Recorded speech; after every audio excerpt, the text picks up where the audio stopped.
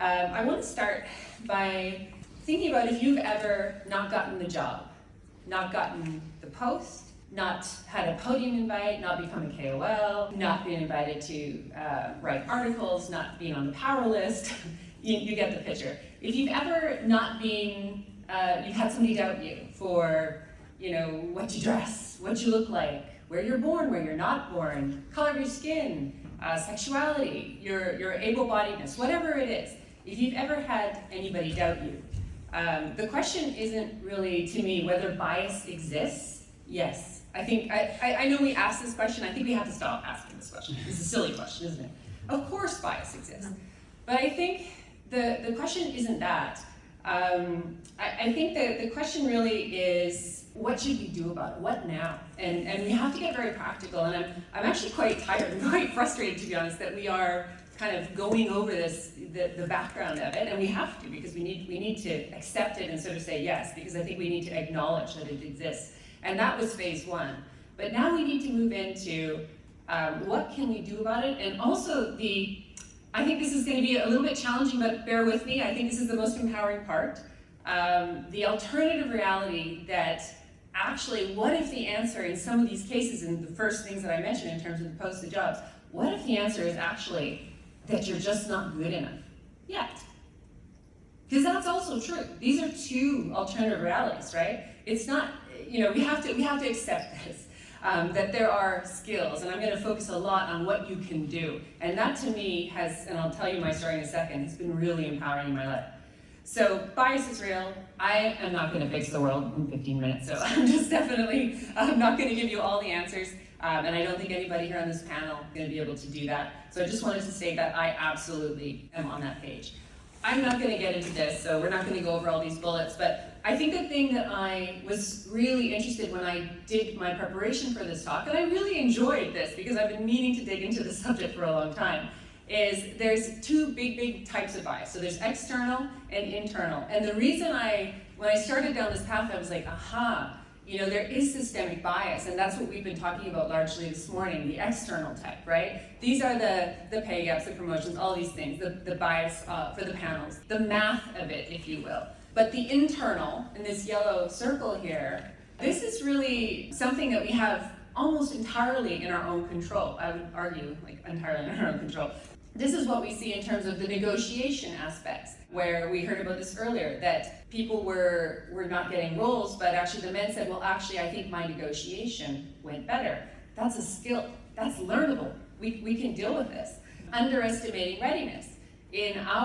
For my company, and I'll tell you why in just a second, for my company, we actually have a little tagline, which we didn't used to have in our job posts. And so we recruit, anywhere from 4 to 6 people every year. And we added a small little sentence at the end that said, hey, even if you think you might not be ready, even if you're not totally sure, if you think you have most of the things, then apply. And we've hired people from different ethnicities. We have a largely female team now. And a lot of them said that thing is the thing that made them feel like they could apply. So there's things that you can do, but also there's things you need to work on in yourself, so just apply, even if you don't feel ready.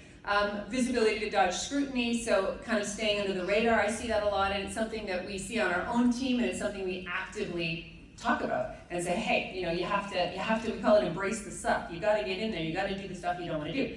So all these things, I'm not going to go through everything. I'm probably spending too much time on this, but it's internal. So good news, we can do something about this.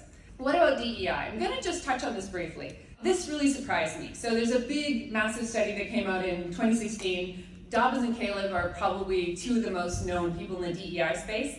29 US companies, they found that diversity programs, the math of it, just getting people in the room and taking a snapshot of the math of the numbers of men and women and people from different minorities, has little effect.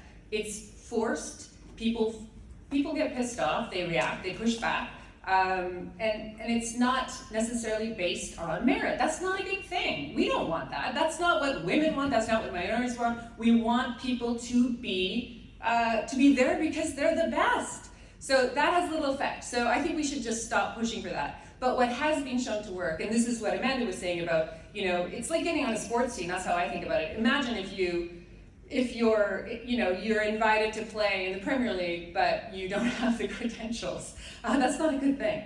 So yeah, the positive effects are things that are voluntary and things that are mentorship based, basically I boil it down to skills. So things that base on exposing people to things that they wouldn't otherwise be exposed to and training people for the skills.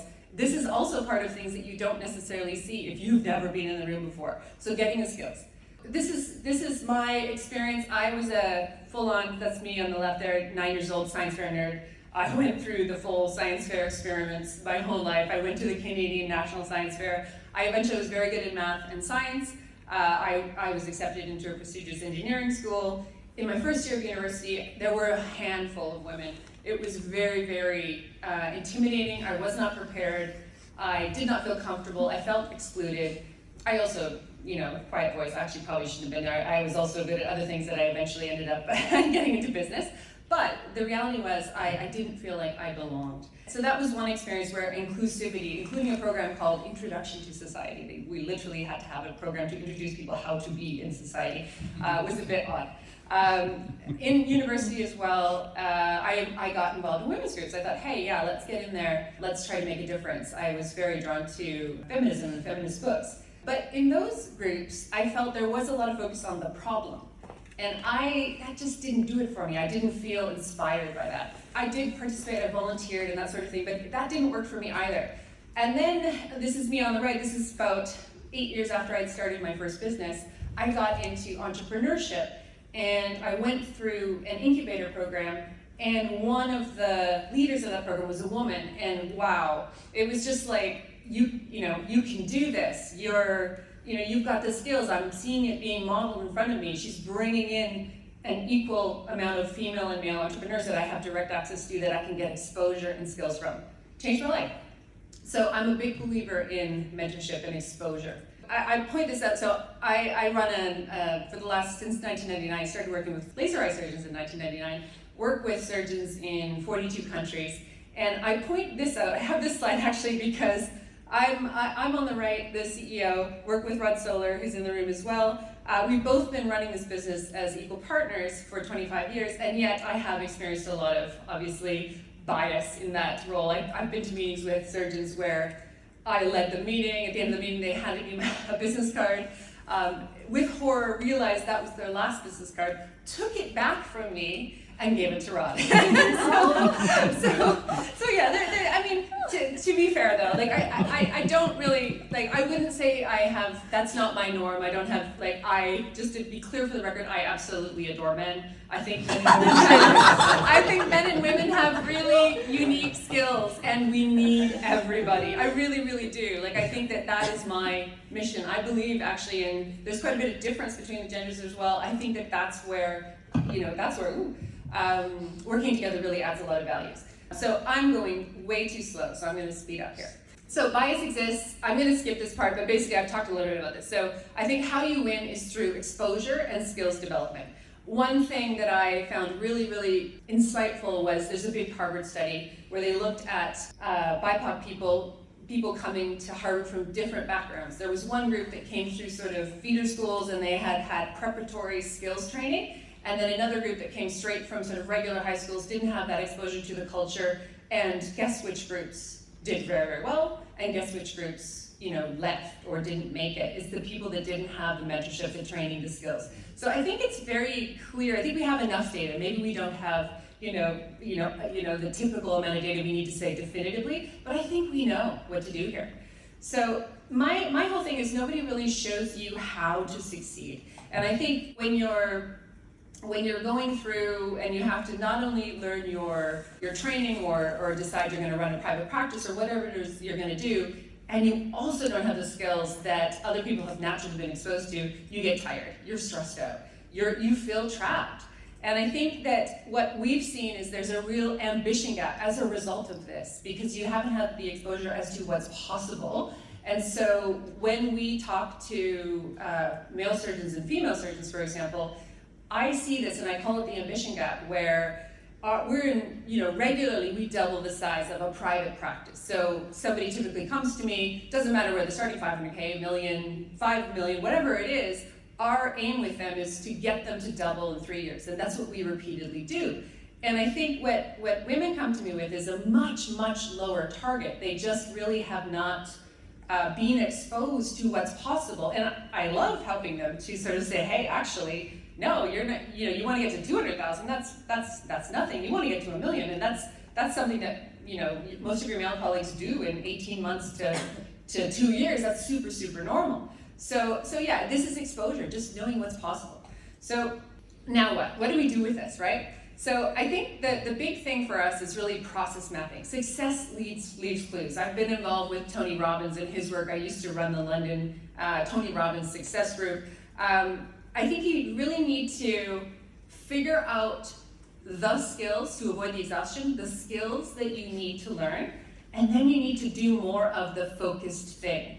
I think a lot of the exhaustion comes from spreading yourself far too thin, and that is a trait that actually, from a female brain perspective, there's a fantastic book by a neuroscientist, one on the female brain, one on the male brain. Females' brains tend to go wide and scatter. It's what we were, bred for in terms of, scavenging. But I think what we need to do is focus. And I think this applies to men and women. I shouldn't just focus it on women. It applies to men and women. We need to do more. And what do we say when somebody tells you when you're already exhausted is, what do you mean? How am I going to do more? The question is, what should I do more of? And the answer really is, what has worked before? Ask the people who've been successful. What did you do? And I think this is where I see there's a big black box around success. So you have to ask, how does success happen, and map it out. We need to kind of demystify the success process. And there are, I sat in on a couple of sessions yesterday. There are a lot of sessions and tips and tactics happening, and you see that at ESCRS all the time. How do you write a paper? How do you kind of get in? But I think you need to take a big step back. And what I want to do is leave you today with a business tool that I think you can apply to your career that allows you to take that step back and say, what do I want and how am I going to get there? So this is something that we use to grow businesses, but you can equally use it for your own career. So I think the metric side of it, here I'm going to skip to, we're going to start with metrics. This is really like, what do you want? So do you know what you want? I think that's a question I often see people don't clearly have an answer to, like exactly what do you want? Which KOL platform? Which podium? How many articles? If you're going to do that article, then you're probably not going to do this other thing. Pick focused. Market, who's going to give that to you? If it's a KOL, well, there's a certain number of KOLs. Which ones? Pick. And then model. So who else has done it? You know some colleagues that will have done this already. So talk to them. Make sure you ask them for the step-by-step process that they use. Talk to more than one of them. Figure out the model. It exists. It's all there. You just have to map it for yourself.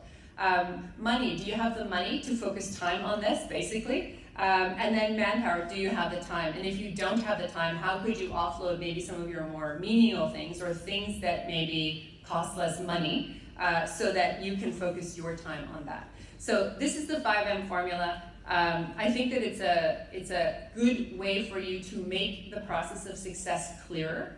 And that is really what's going to allow you, with that clarity, to actually achieve some of the goals that will help you overcome and win despite the bias. So start with the metric, figure out what you want. If you don't know, then work on the metric. Start there. This is how you use this process. If you know, only then do you move on to market. So this is a very specific, slow, step-by-step process that forces you to slow down and actually take very specific steps to getting what you want. And then you go around the wheel again. So you're going to do more. I think what I'm going to leave you with is, I'm going to just go through this. These are things we've talked about already. You want to focus on the right thing, so pick your thing, and then double the number of reps that you do, the number of people you approach on LinkedIn, the number of conversations you have on ESCRS around the one goal. Never underestimate the power of actually mapping a system like this. It's super, super powerful, and it really can help you get the goal that you want. So here's what we don't have time for this, but I want you to do this for yourself.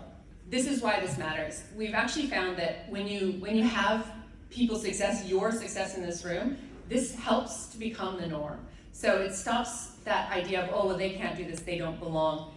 They're being successful. And I think success shifts incentives. So this really helps us to attract money, and business really follows money and innovation. So if you've got people that historically were not in the limelight and now they're in the limelight, business will come to you. And I think that personal agency is really contagious. So when you step up, others really, they follow and they're inspired. So I really want you to win anyways. I have a guide if you have an interest to, actually this is to tackle one of the steps which I see a lot, which is asking for help. Like, how do you get people to support you? How do you actually get your team to help you? How do you get your kids and your partner to help you? It's something that actually is a really big lacking skill set. So if you want that guide, it's something that we offer to our clients. So we've made it available today. But thank you. I think bias exists, and I think we can win anyways.